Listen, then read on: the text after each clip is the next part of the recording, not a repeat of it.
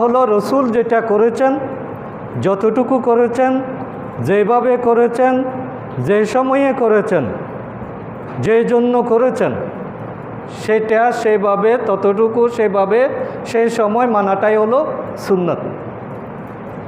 বাড়াবাড়ির নাম সুন্নত নয়। আল্লাহ রসুল ফজরে 2 রাকাত ফরজ পড়তে বলেছেন, 2 রাকাত সুন্নত পড়েছেন। আমি যদি বলি যে নামাজটা অনেক ভালো জিনিস, 2 রাকাতে আমার মন ভরে না, আমি 4 রাকাত পড়ব, তাহলে নামাজ হবে না কুফরি হবে? আপনার ইমানেই চলে যাবে।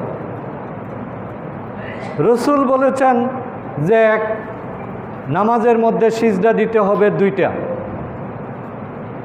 কিন্তু আমি বললাম যে সিজদা তো অনেক ভালো জিনিস, সিজদায় দিলে আল্লাহ খুশি হন, এই জন্য আমি প্রত্যেক রাকাতে 3টা করে দেব। এটা কি নামাজ হবে নাকি কুফরি হবে? এই জন্য বাড়াবাড়ির নাম ইসলাম নয়। রসুল জুব্বা পরতে বলেছেন, ঢিলা ঢালা কাপড় পরতে বলেছেন। আমি বলি যে এটা খুব ভালো জিনিস, আমি একেবারে পা দেখা না যায় মতো গিরার নিচে পর্যন্ত আমি পড়ি, তাহলে এটা কি সুন্নতের অনুসরণ হবে নাকি কবিরা গুনাহ হবে? কবিরা গুনাহ। এই জন্য সব জায়গায় আমাদেরকে সুন্নত মানা। বিশেষ করে আজকে আমাদের দেশের মানুষের সংখ্যা বেশি, আর যত মানুষ তত সমস্যা এবং অসুস্থতা। আজকে ঘরে ঘরে অসুস্থতার সয়লাব। একটা সপ্তাহ সুস্থ থাকে এরকম কোনো মানুষ নাই।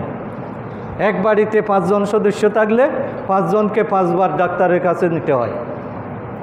ওষুধ ছাড়া আমাদের কোনো দিন চলে না। যেভাবে ভাত খাই, নাস্তা করি, সেভাবে টাইম মতো আমাকে ওষুধ খেতে হয়। এটা আমাদের জন্য দুর্ভাগ্য এবং যন্ত্রণার কারণ। এটার কারণ হলো সুন্নতের অনুসরণ না করা।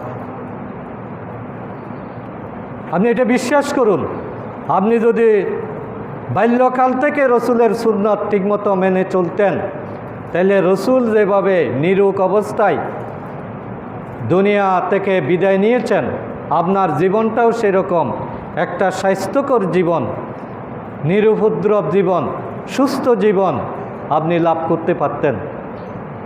কিন্তু আমরা এটা কোথাও মানার চেষ্টা করি না। স্বাস্থ্য আল্লাহ তাআলার দেওয়া সবচেয়ে বড় একটা নিয়ামত।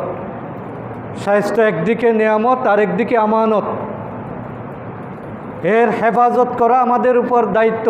না হলে স্বাস্থ্যের উপর যদি আমি জুলুম করি, এটা আমানতের খেয়ানত করা হয়।